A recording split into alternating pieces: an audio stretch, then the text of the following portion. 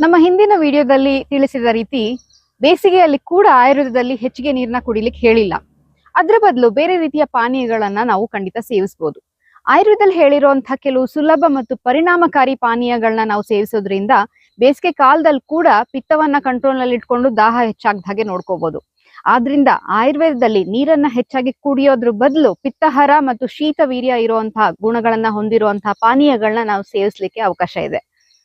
ಈ ಬೇಸಿಗೆ ಕಾಲದಲ್ಲಿ ತಗೊಳ್ಬಹುದಂತಹ ಬೆಸ್ಟ್ ಪಾನೀಯಗಳಲ್ಲಿ ಒಂದು ಮಜ್ಜಿಗೆ. ಅದರಲ್ಲೂ ಮಸಾಲೆ ಮಜ್ಜಿಗೆ, ಜೀರಿಗೆ, ಧನಿಯಾ, ಕರಿಬೇವು, ಶುಂಠಿ, ಸೈಂಧವ ಲವಣ, ಮೆಣಸು ಈ ರೀತಿ ಇವುಗಳನ್ನೆಲ್ಲ ಹಾಕಿ ಮಜ್ಜಿಗೆಯನ್ನ ಮಾಡ್ಕೊಂಡಾಗ ಅದು ಜೀರ್ಣಶಕ್ತಿಯನ್ನ ಕೂಡ ಹೆಚ್ಚಿಸುತ್ತೆ, ದಾಹನ ತಗ್ಸುತ್ತೆ, ಪಿತ್ತವನ್ನ ಕಡಿಮೆ ಮಾಡುತ್ತೆ, ಜೊತೆಗೆ ಶರೀರಕ್ಕೆ ತಂಪು ನೀಡುತ್ತೆ.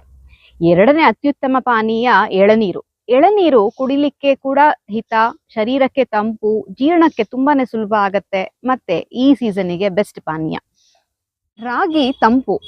ಈವನ್ ರಾಗಿ ಅಂಬಲಿಯನ್ನ ಮಾಡ್ಕೊಂಡು ಕೂಡ ಮಜ್ಜಿಗೆ ಜೊತೆ ಸೇವಿಸಬಹುದು. ಇದು ಕೂಡ ದೇಹವನ್ನ ತಂಪಾಗಿಸುತ್ತೆ. ಇದ್ರ ಜೊತೆಗೆ ಕಾಮಕಸ್ತೂರಿ ಬೀಜ ಏನ್ ಸಿಗತ್ತೆ ಅದನ್ನ ನೀರಿಗೆ ಹಾಕೊಂಡು ತಗೋಬಹುದು. ಇಲ್ಲ ಬಾರ್ಲಿ ಅಕ್ಕಿಯ ಗಂಜಿ ಅಥವಾ ಬಾರ್ಲಿ ನೀರನ್ನ ಕೂಡ ಸೇವಿಸಬಹುದು. ಇವೆಲ್ಲವುಗಳಿಂದ ಶರೀರವನ್ನ ತಂಪು ಮಾಡ್ಕೋಬಹುದು.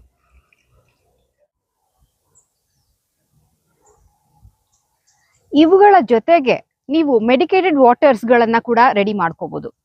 ಮನೆಯಲ್ಲೇ ಸುಲಭವಾಗಿ ಸಿಗುವಂತಹ ಧನಿಯಾ ಇಂದ ಹಿಡಿದು ಲಾವಂಚದ ಬೇರು, ಮುಸ್ತ ಅಂದ್ರೆ ಕೊನ್ನಾರಿಗೆಡ್ಡೆ, ಇಂತಹ ದ್ರವ್ಯಗಳು ಆಯುರ್ವೇದದಲ್ಲಿ ಸುಮಾರಿದೆ. ಇವುಗಳನ್ನ ಸೇರಿಸಿ ನೀರಿಗೆ ಹಾಕಿ ಕುದಿಸಿ ನಂತರ ಅಂತಹ ಒಂದು ನೀರನ್ನ ಬಳಸೋದ್ರಿಂದಾಗಿ ಇವು ಪಿತ್ತವನ್ನ ಕಡಿಮೆ ಮಾಡಿ ಶರೀರವನ್ನ ತಂಪಾಗಿಸಿ ದಾಹವನ್ನ ಕೂಡ ಕಡಿಮೆ ಮಾಡ್ತಾವಾದ್ರಿಂದ ಹೆಚ್ಚಿಗೆ ನೀರು ಕುಡಿಯುವಂತಹ ಅವಶ್ಯಕತೆ ಬೀಳೋದಿಲ್ಲ.